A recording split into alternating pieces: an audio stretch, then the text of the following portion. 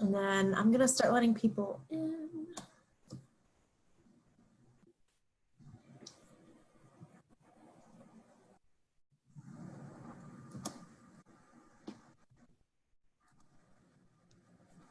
Hi, everyone.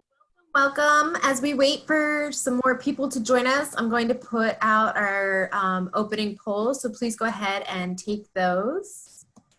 Kayla, you probably won't be able to because you're co-host, just FYI. And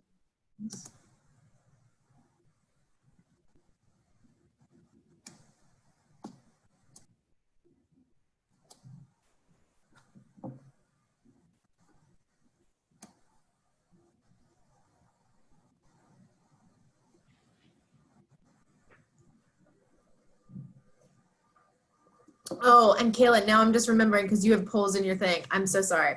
No worries. I was just like, it's fine. Wait a second. We talked about this. It's okay. It's all right. I'm so sorry. No worries. This is good though. The question about national board gives me an idea. Everyone can be jealous of Bridget. She's on vacation, but absolutely amazed that she's on vacation and she's running this Waste Less Wednesday from the beach. So mad props to her. I'm here. I know, I've been telling my family about it all week. I'm actually surprised they're not actually joining me physically here because we've been having this conversation about what my topic was about because they didn't know about national sword. So they would have answered no to that last polling question.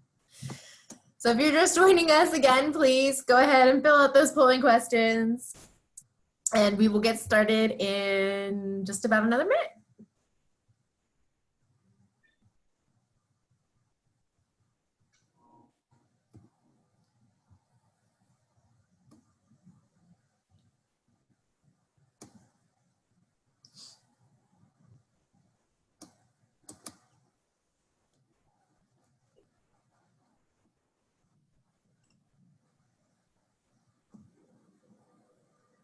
All right, Leanna, will you take the reins on letting people in? Cool. Thank you. All right, well, good afternoon and welcome to our 8th Waste Less Wednesday social.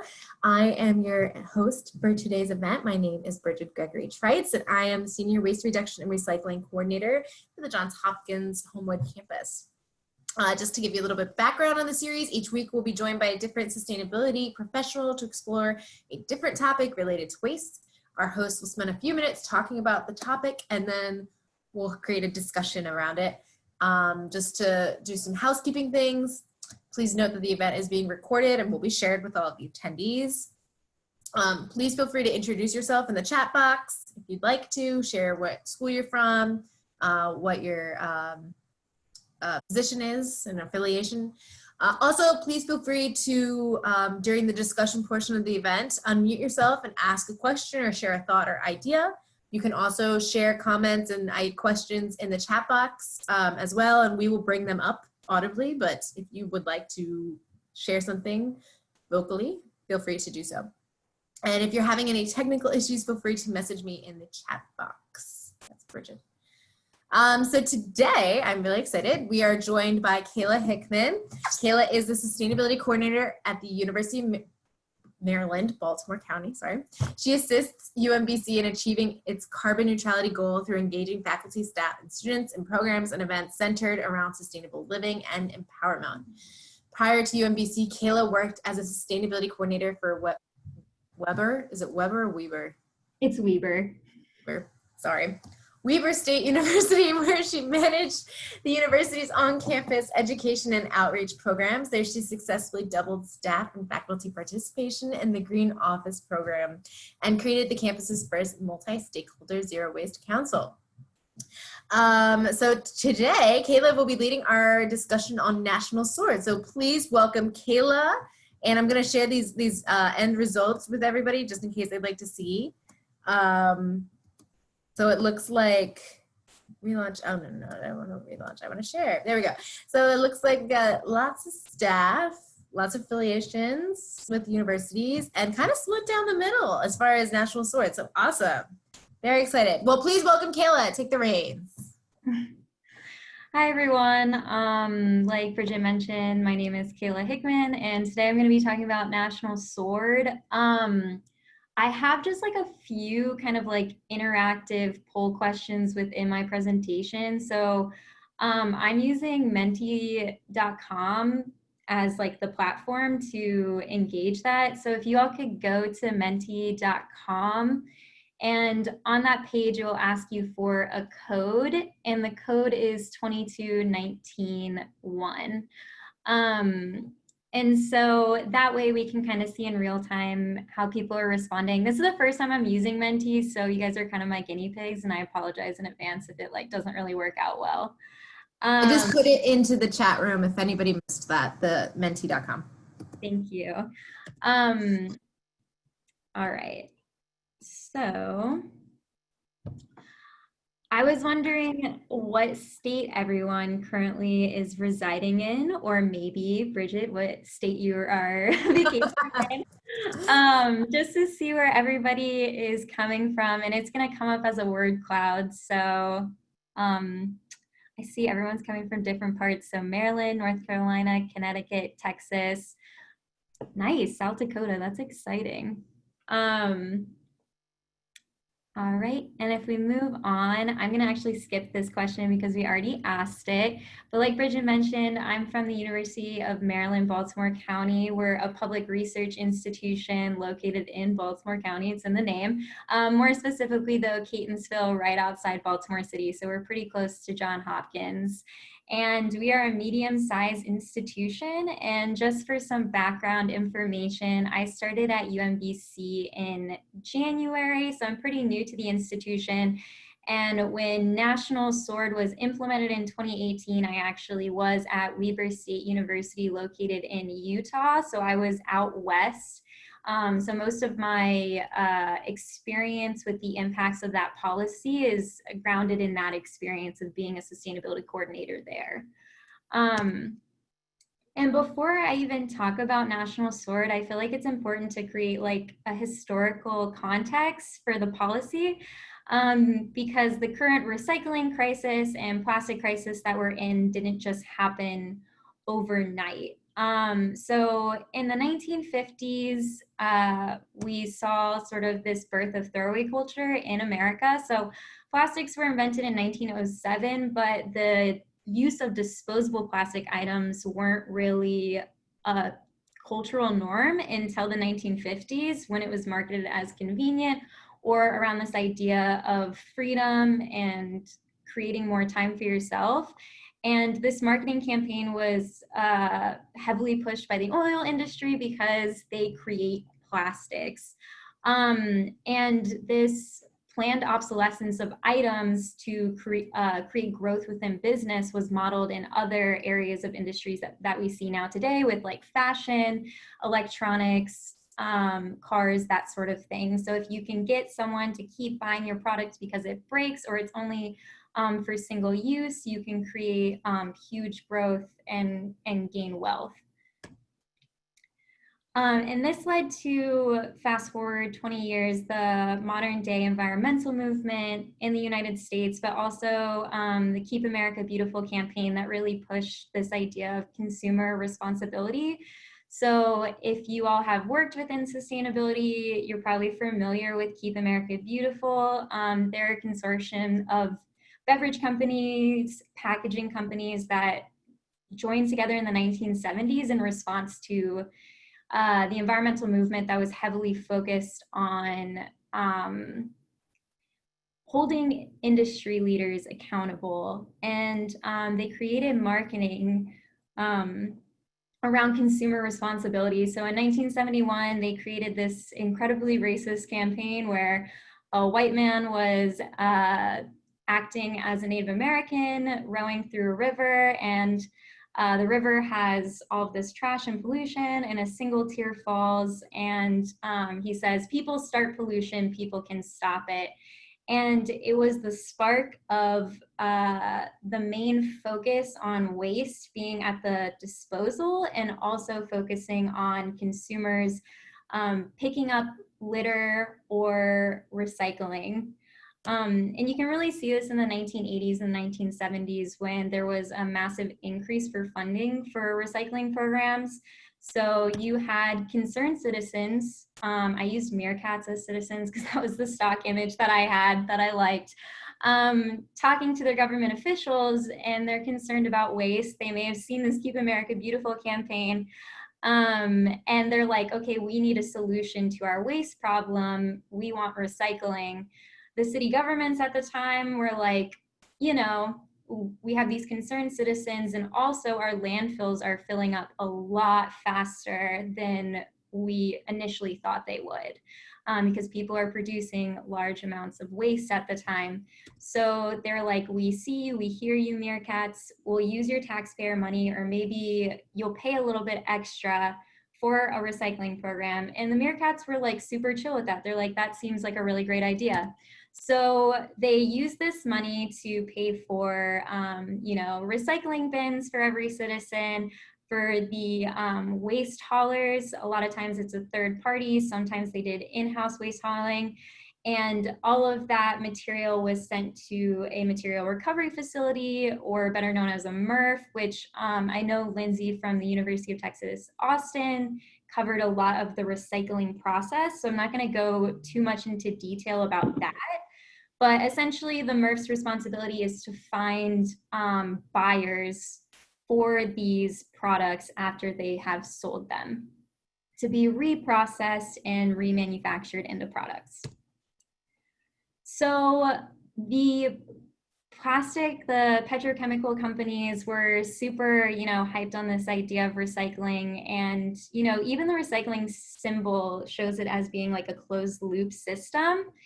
They created plastic resin identification codes to help consumers identify which plastics go into the recycling bin. However, they were super sneaky by placing the numbers within a recycling symbol, so it created a lot of confusion around what can and cannot be placed in a recycling bin. So a lot of consumers were like, hey, it has a recycling code, I can just automatically throw it into the recycling bin. And there also was a lack of communication between consumers, government entities, maybe offices of sustainability within higher ed, and waste haulers on what can and cannot be recycled. And there was this kind of motto that was created, like, when in doubt, recycle it. And just this heavy, heavy, heavy focus on getting consumers to recycle, because it was kind of like an easy way out and a reactive solution to the problem. But the numbers don't really add up. And in reality, a lot of those plastics couldn't be recycled. So this number is just from 2015 alone from the World Economic Forum, but 86% of plastics that were produced were placed either in the landfill or disposed of or littered. So 40% was landfilled, 14% was incinerated, and 32% was leakage, or what we consider like littered into the environment. 14% of that plastic packaging was recycled. However, out of that 14%, only 2% was effectively recycled. So recycled into a product of equal value. And when you look at those numbers, it starts to like come to fruition that recycling, especially when we're talking about plastic recycling, isn't actually a closed loop system and isn't actually a sustainable form of waste management. So fast forward to the 2000s, there's a massive increase in the use of plastics. So half of all the plastics that have ever been produced have been produced in the past 15 years. And that number is from like 2000 to 2015. I don't know what like the current number would be. And there's like a myriad of reasons for that. I would say one big reason is the discovery of fracking and the lack of regulation around fracking that made the United States the cheapest place to produce virgin plastics. You have transnational companies going into countries that have historically had zero waste systems and open markets, now flooding the market with single-use items in sachets. You have American consumers who are ordering a lot of things online with plastic packaging. And also we were using recycling as this crutch. So if you believe that recycling is a closed loop system and is actually helping our plastic pollution problem, well, it makes you feel a little bit better using those plastics and being able to throw them away because they're convenient. So you have all these companies flooding the market with these plastic items, and a lot of the plastics are starting to become like plastic 5s, plastic 6, plastic 7, which are not easily recycled and are not like that good quality plastic that you want to recycle.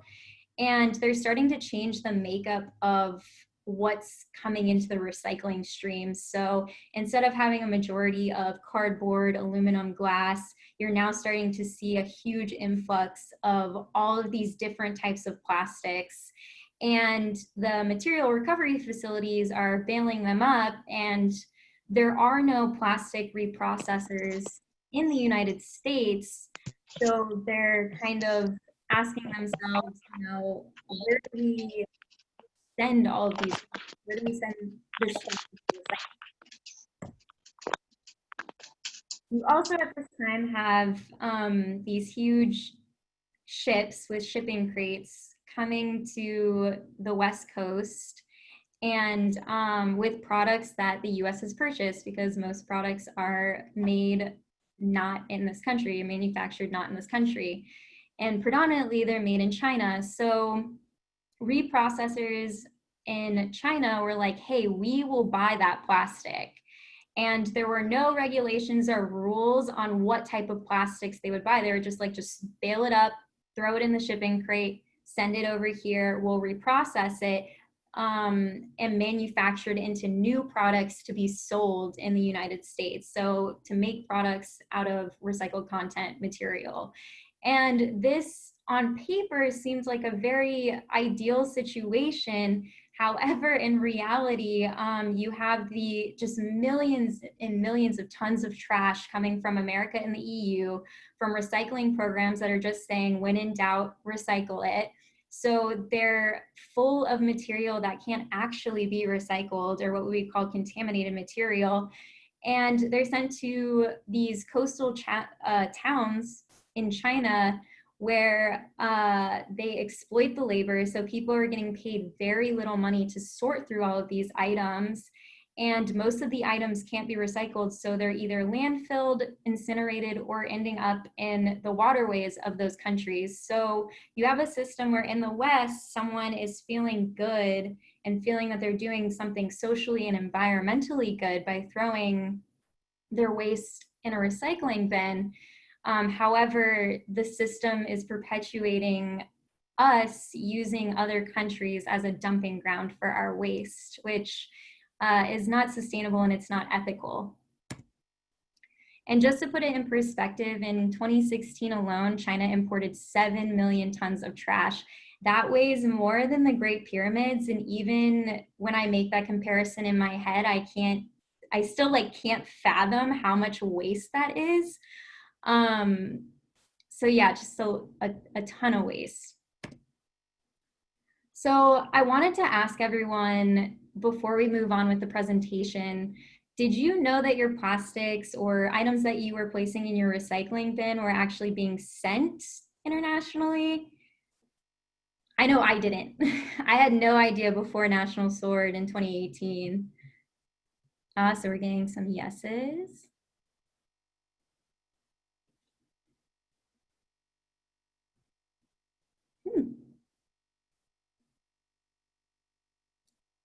So 73% said yes and 27% said no.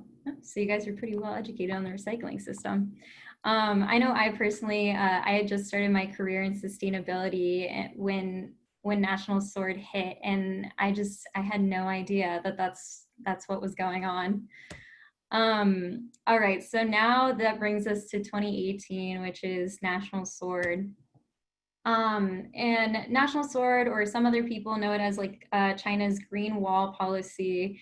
So in 2018, China effectively halted almost all waste imports and created essentially, if you wanted to import waste into the country, it had to have a contamination rate of less than 1%, which was virtually impossible for any MRF within the United States or the EU to meet.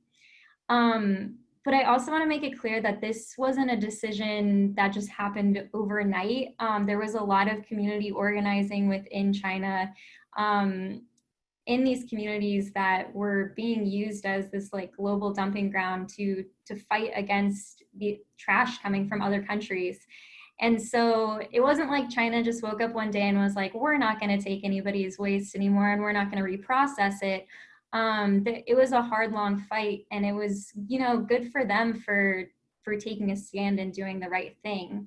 The impacts of that policy, however, was that the market for plastic and paper waste completely crashed like overnight. And I guess that kind of brings us to like, what's the current state of recycling? Like I mentioned before, I was working in Utah when National Sword happened. And at that time, I was working in a town called Ogden.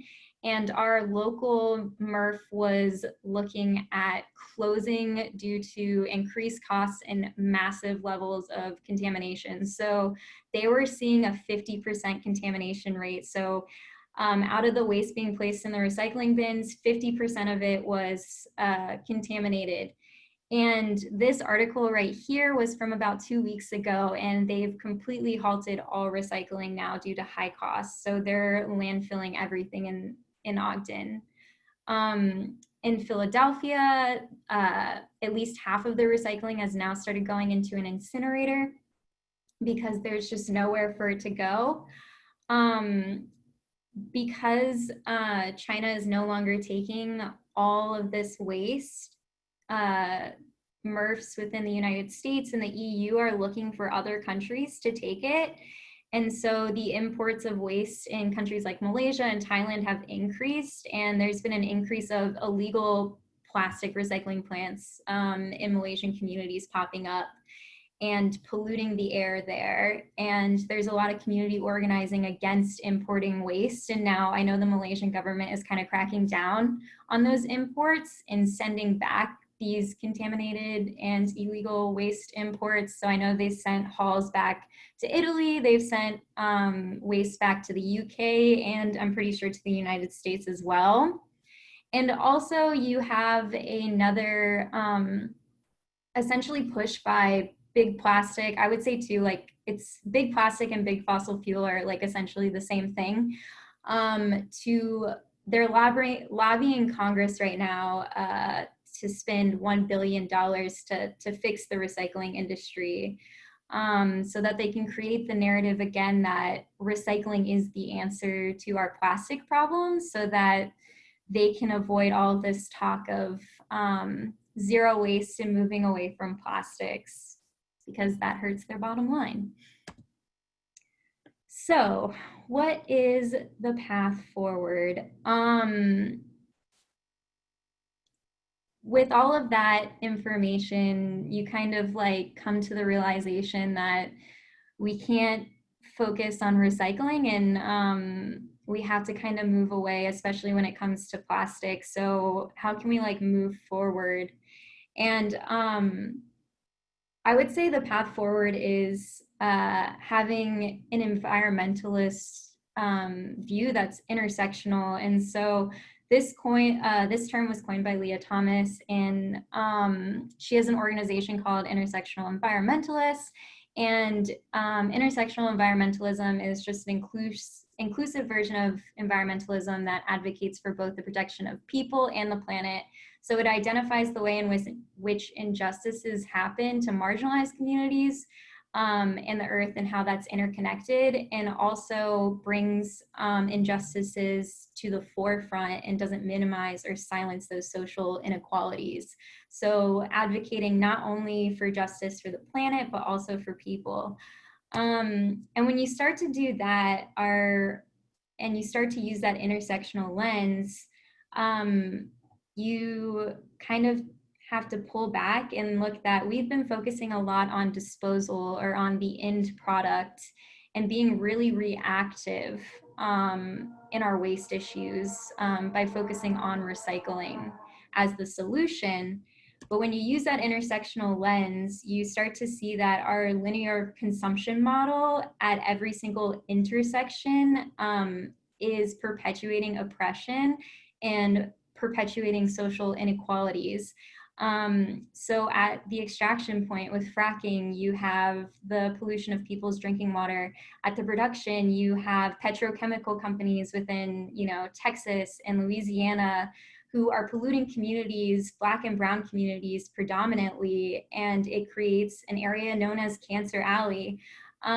So when you pull back and you look at the whole linear consumption model, you kind of come to the realization that we can't just be focused on recycling because that doesn't solve the root problem.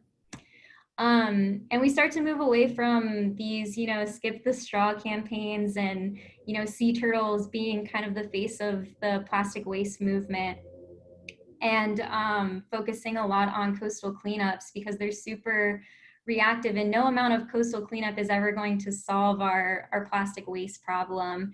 And I just want to point out that this Miami-Dade International Coastal Cleanup was funded by Covanta, which is a trash incinerator who benefits from us using single-use items to burn trash for energy and profits off of it.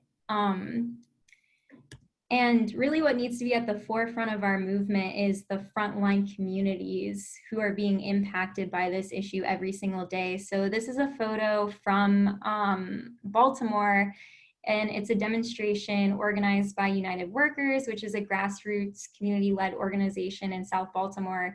And they're fighting heavily to close down the Wheelbrader owned by Bresco, which is a trash incinerator in Baltimore that is polluting and emitting a ton of toxins into a predominantly Black neighborhood.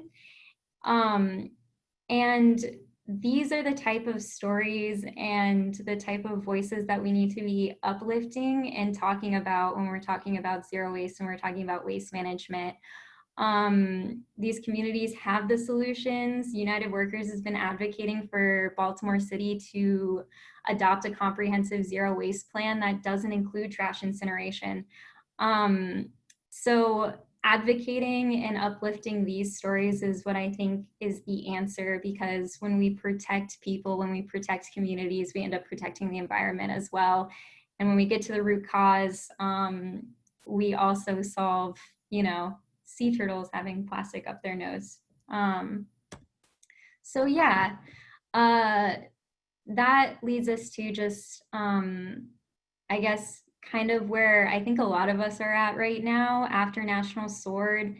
A lot of sustainability professionals and programs really had to reevaluate the way they look at waste and focus on these first three tiers of, you know, redesign, rethink, reduce, and reuse, rather than focusing on recycling. And it's interesting to me because when we look at our climate action plans, we focus heavily on reduction efforts first. And I think when we look at our waste management plans, we need to be doing the same. And COVID-19 is a great opportunity to have those discussions about how we, as universities, as people, buy so much stuff that we don't need. And so let's kind of, you know, stop wasting money and resources on buying, you know, 50 different types of swag and all of these things, and incorporate that into our zero waste plans to move forward and to run more efficiently. And before we move on to the discussion, here's just like a list of resources for more information. I love documentaries, and there's a ton out there about National Sword and about plastics. One of the best I've seen is The Story of Plastic, which is what I kind of modeled my presentation around. They go into more detail around the history, the context, and the full story of what's going on with plastics. And then just organizations, the Intersectional Environmentalists, check out their council. They're a group of amazing youth activists who have a lot of information. And also the Post-Action Landfill Network, if you're a student, is an organization that helps you kind of organize on your campus around zero waste solutions. But yeah, that's the end of my presentation. Thanks for listening to me. And taking the time to talk about this. Wow. Thank you, Kayla. That was incredibly expansive in terms of what you covered, not only chronologically, in terms of the span of time, but a lot of issues about how we are where we have landed ourselves, and some hopeful things about how to sort of redesign our way out of it. So thank you. That was a fantastic presentation. Yes. No, I loved how you set it up, actually, to give us the history and then explain the National Sword part. This was very useful. I know I've heard about National Sword, and yet it still was like, oh, this makes a lot of sense. I really appreciate that. I did put the link to the story of plastic in the chat. It's you probably have to pay to see it at this point. It was aired on PBS on Earth Day, but it is available on Amazon streaming and Apple TV and stuff like that. But it is very, very much worth it. I don't know exactly what it costs. I participated in a discussion last week, and they sent the links. We were able to watch it for free, and it was heartbreaking, but very very empowering. So I'm also going to just really quickly in the chat box, because you hear all of these things and then you kind of feel like stuck, like what do I do? So there is the Break Free from Plastics Act, the Federal Break Free from Plastics Act, which I don't know anything really right now that's going to go through in the federal government that is this, not supported by industry, but it is a really great start. So Surfrider Foundation is doing a lot of work. So there's some information about it and how you can contact your legislators about it. So. Yes. Thank you so much for posting that. Because you are right, like it can get super overwhelming. But it makes me feel grateful knowing that the solutions are out there. We just have to grab at them. And so I'm wondering too, with the discussion, I'm interested to know how National Sword has kind of changed the way either you talk about or advocate for recycling in your personal life or institution. If it has changed, like how so? Well, it certainly changed our signs, for one. Yeah, for the institution level, I mean, we at Hopkins, we were impacted a good deal last year in particular, 2019, 2018, I guess. Yeah, it was actually 2018 when we had to start debagging. Yeah. And then we had to switch where we were sending stuff a couple times. And yeah, we had about 4 compactors worth of recycling rejected, which was devastating. From contamination. Mm-hmm. Yeah, that led us to a lot of waste audits and a lot of re-educating and a lot of changing signs. And also now when you return to campus, we always had a sort of dual stream program where we really try to keep paper separate in academic spaces, but just out of convenience, we put single stream bins in a lot of places, the residence halls where there's not a lot of space. So other than the residence halls, if and when people return to campus at Hopkins, they will see blue paper bins everywhere at every waste station, pretty much, as long as it fits, as long as there's space. And we ask people to put their containers in the green bin, and their paper, because paper is actually, like, I found this out during National Sword when we went to our MRF. Paper was really difficult to pull out of single stream. So everybody thinks, oh, paper, that's the greatest thing and the easiest thing to recycle. And it is, but when it's mixed in with all of the liquid that comes out of the bottles and things, it sticks. Unless you have really advanced sorting technology, in which the place we were sending it did not. That was actually a huge challenge for them. So we really did our best to pull all the paper out And so that we could see like that, you know, if I think you called it effective recycling, where it's more like recycling and not downcycling. And then of course, a huge, huge education effort around plastics 1 and 2, bottles and jugs only. Yeah, we completely changed our language, I would say, and how we were addressing that and talking about the recycling symbol. So something that you mentioned about the fact that the recycling symbol is there to show the resin, right? And so many students and staff that we talked to were like, what? No, I just thought it meant you could recycle it. And we're like, well, anything could be recycled. Is it accepted? So yeah. On a personal note, like I feel like I've talked to people so much, like on my home, my family, my friends. A lot of them are still completely out of the loop on what's happened, and so I'm like, no, you can't put that in the recycling bin anymore. And they're like, wait, why? And so it's challenging. It's really, really challenging. I'd say it's much easier to educate on campus than it is to educate my own family. People get really angry. My husband in particular is like, this is so stupid. It's plastic. Why can't I recycle it? And I'm like, trying to explain it. You know, and here I am, like I've been in this business for a really long time and I'm still struggling with my family. But it is because, you know, that's what they told us for so long. And I fell into that trap early on in my career when single stream really came full force. And they said, you can recycle all the plastic. Waste management was our holler. And they're like, yeah, you can recycle it. Just throw it all in the bin. When in doubt, recycle. And we'd always been told when in doubt, throw it out. So I fell into that trap. And there I was like down at School of Public Health, you know, like, oh, sure. If it's, you know, just throw it in and most likely it can be recycled, you know? And so then I'm like years later, like, what did I do?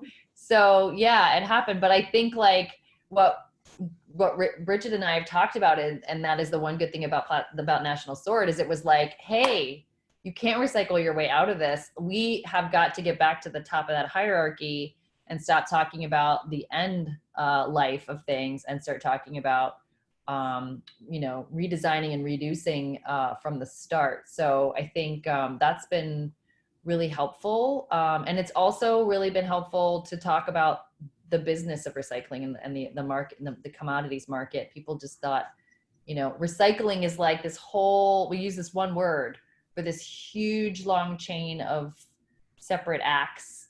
So we tried to really break it up to kind of get people to understand the whole process.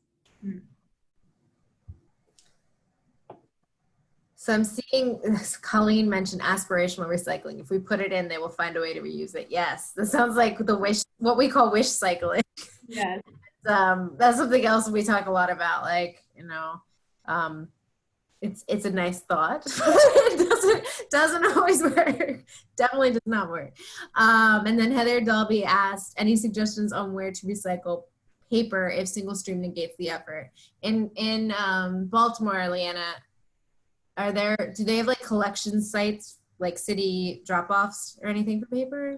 No, I mean, I would say like, you know, we stopped using Waste Management, and Waste Management has a huge material recovery facility, MRF, in Elk Ridge, and it's pretty advanced. So I will say that as a caveat, like paper certainly can be pulled out if you have a really, you know, high-tech processing facility. In our desire to move away from Waste Management, we were using smaller local companies. And caveat, this is for home use. No, what I'm saying is Baltimore okay. City. So Baltimore, I was getting to that point. Baltimore City and most of the surrounding counties. Well, Baltimore County has its own MRF. It's not as advanced as Waste Management's because that's the Canusa place that we were going to send. No, that's the Baltimore County place that we were going to send ours to as well. So I would say Baltimore City is sending it to a really advanced MRF. And so it's probably getting recycled.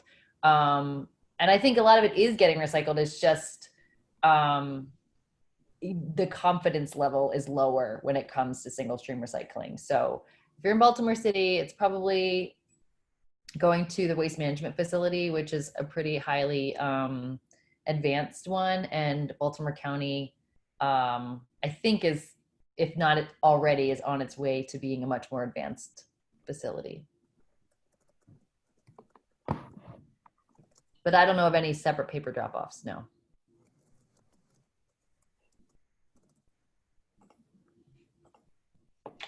I do want to also say that, you know, we talk also a lot about, in terms of public health and equity.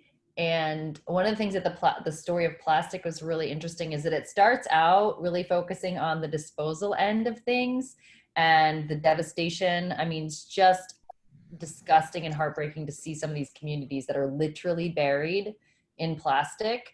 But it also talks about the oil refineries in Texas and the generation of plastic. And so again, kind of going back to what Kayla was talking about is, you know, not looking at it as just a disposal problem, but the problem from the start, you know, the drilling, the climate change, and the cancer rates and other illnesses that are happening in communities that are generally communities of color and lower income communities around those oil refineries. And so, you know, even the production of it. Yeah, no, it's an entire chain. It's an entire system. yeah. So Colleen says she would like to talk about incineration. Is there something you have a question about in particular? Well, I guess two questions. Is SWORD focused on not putting as many plastics into the system in the first place? Is that the goal? Reduction of production? Or is it all around SWORD, like everything? Because I know when we talk about these things, people will say, oh, incinerators, that's so terrible. You know, it's awful. They smell bad. You're breathing stuff. You know, well, what do you think happens at a landfill? You know, landfills, they produce methane eventually. Now, sure, a lot of them are sealed now and there's more rules, but their rules expect them, they're going to be putting in flares and putting gas capture things into the landfills that still, you know, they don't know if they're flaring them. Some places still do. You still have some incineration at a landfill. The methane is not always captured. So like, it's not like if you, oh my gosh, let's shut down all the incinerators. It's like shutting down all the nuclear power plants. Where are we going to get our power? Like, where are we going to put our trash? It's landfills also are an environmental justice issue. Mm-hmm. And just like now sending all our junk to China, yay, America's clean. Now China's a big pile. It's an environmental justice problem for them. So and I'm coming from my background 20 years ago before I went into IT is, as an EPA, I worked on some of the municipal waste combustion incineration rules for air, you know, like this is like I said, 20 years ago. So things have changed. I think when this particular Baltimore Resco place went in, the early controls were quite good for dioxins and whatever else, mercury, all that stuff. They had pretty good controls, you know, back when I was looking at it. And I don't know if they sold it Wheelabrator or they were talking about selling it. I don't know if the same people are running it, but they've definitely become more lax at enforcing laws. Permits are being renewed without tightening up the regulations. And of course, we've had years of regulations not being so strong. So it's just not always, I think incinerators, it potentially can be run well, but it's a cost. You know, people are like, we don't want to pay for good controls, but sometimes you do. If that keeps your neighborhood clean and you have less, you know, danger going out from the stack, you know, it may not be the worst solution, I guess is what I'm saying. And you can't just assume one's bad. I have some thoughts on that, but I'm going to let Kayla tackle it first if you want. Yes. Yeah, no, so I appreciate Colleen bringing that up. I think it gets at kind of where we're at. You know, in the state of Maryland, incineration is considered a tier 1 renewable resource, renewable energy source. So they receive government subsidies for being a renewable energy resource. However, trash is like you can't do that infinitely. And you are right, the permits have really laxed and there has not been a lot of regulation. And there are environmental justice issues with landfills as well. That's why United Workers is not just focused on closing the incinerator, but also when closing the incinerator, Baltimore City needs to have a comprehensive zero waste plan and really heavily focus on reduction. So I think that's where it gets back to the looking at the whole system. And it seems like, to me, sometimes like such a daunting task. But I believe it's something that we should like be advocating for, because no matter what, I feel like companies are always going to like prey on these injustices and try to find loopholes and go into communities who like have historically been marginalized. So that's kind of why I wanted to include that. And I don't know, I know Lena, like I moved to Baltimore like in January. So my history with Bresco and with the Wheelberator is like, not that big. So I'd be interested to hear what like Lena and Bridget had to say about that. So Colleen, I absolutely agree with you. There are environmental and public health negative impacts from both incineration and landfills. Certainly, methane, if they're not flaring it off, is 27 times the greenhouse gas emissions potential for carbon dioxide. There's leaching. There's certainly like, just where they're placed in neighborhoods that have communities of color that don't have the political leverage that white communities do generally, or lower income communities versus wealthy communities. My big thing about when you ask, it's kind of like paper versus plastic, like which one's worse? Reusable, right? But like in terms of incineration versus landfill, the reason I always bring up when I would say get rid of incineration is that incineration needs to be fed 24/7. So you've got to keep sending material to produce, if it is a waste to energy facility, or just to keep that heat, that temperature up to make it as efficient as possible. And so once you build a huge incinerator, then you need to pull trash. So Baltimore City is getting trash from all the different counties. Whereas so you need to keep feeding it, like feed the beast. A landfill, the goal of a landfill is to keep it open and as long as possible. So in order to keep a landfill open as long as possible, you want to feed it less and less and less. So in my opinion, the incentive for reduction, the incentive for buyback programs, bottle bills, anything that's going to help a municipality keep that landfill open longer, that would be either, reduction from the start, EPR, enhanced producer responsibility, reusables, all of these kinds of things that we want to talk about that are at the top of that hierarchy are going to be maybe not popular on their own merit, but when it comes to a municipality or a county or a city or a state having to face the decision of closing a landfill, they might look to those programs of reduction and reuse and recycling and compost much more friendlier than if they have an incinerator that actually they need to feed things to it to produce electricity, to get money from whoever the tipping fees that are coming to those spaces. So in my mind, environmentally and public health, I don't think there's a huge difference. If it's a poorly run incinerator and a poorly run landfill, it sucks for everybody. But an incinerator is going to be much more likely to be a disincentive for all the programs that we are enforcing or that we're encouraging. You said something about zero, or maybe Kayla said it, zero waste in Baltimore. Like, what does that mean? Is anybody zero waste? Like, I mean, a whole city?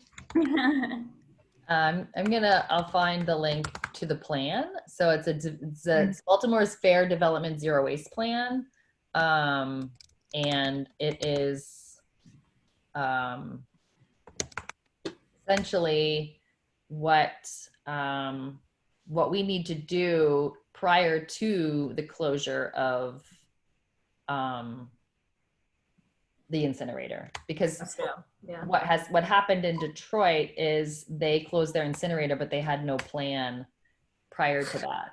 So they ended up, shipping trash everywhere, and it was very much a disaster. So the idea for United Workers and actually most of the Baltimore City Council, our city council president, they're all almost everybody's behind this plan except for the current mayor.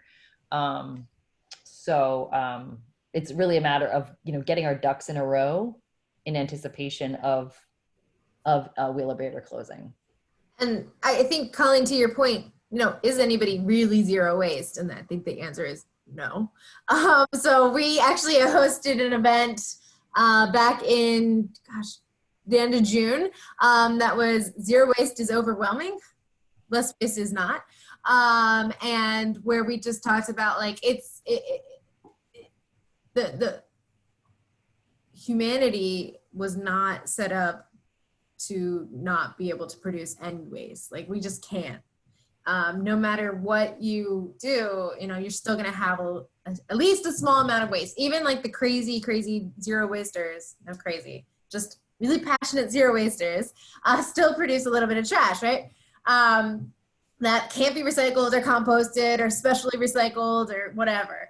And so, it's a systemic change that is going to occur. So I know the zero waste plan looks at like composting and looks at how to create a much more effective recycling program and tries to create cross collaborations throughout the city to make those things happen. And that kind of takes us really to, I know the next question Kayla had, which was about National Sword and how to, what was it? Something? Yeah, leverage.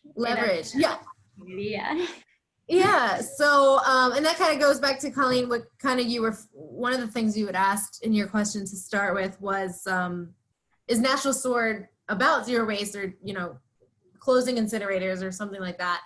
And I think the goal of National Sword was to, number one, stop China from importing any more contaminated plastics. Really, that was the main thing.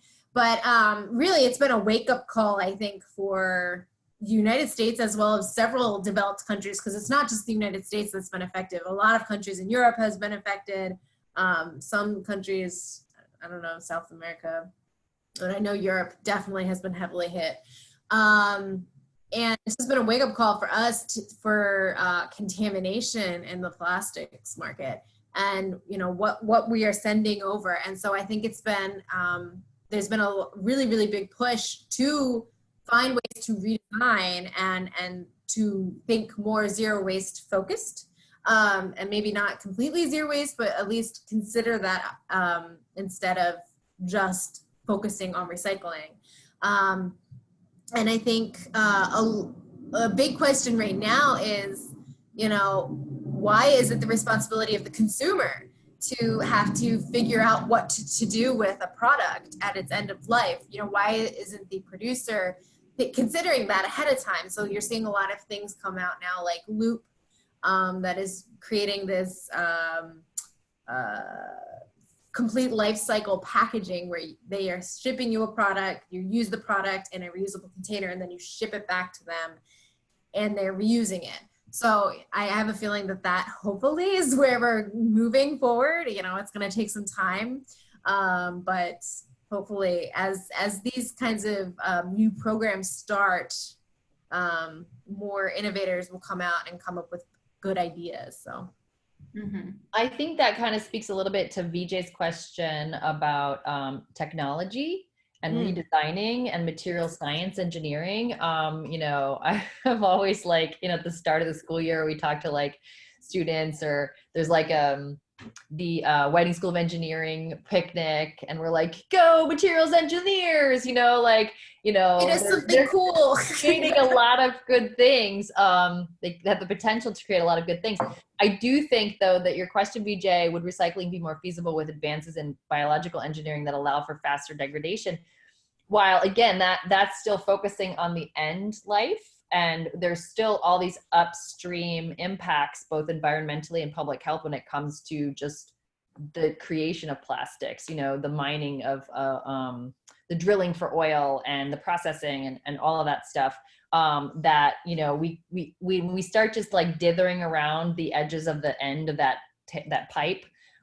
We're not acknowledging that most of the impact is happening at the upper ends of the production and the extraction part of that.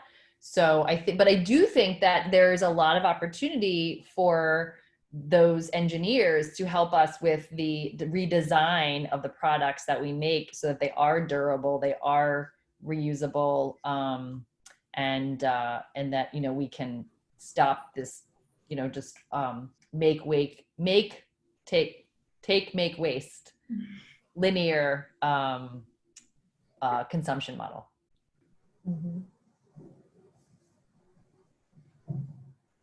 Yeah, and I think that goes to the point of like the responsibility should not be on the consumer. Again, it should be on the people who are making the products, right? So I know the story of plastic kind of like delves into these policies of placing the responsibility of the end life of a product and the cost of dealing with the end life of a product on the corporations who made the product.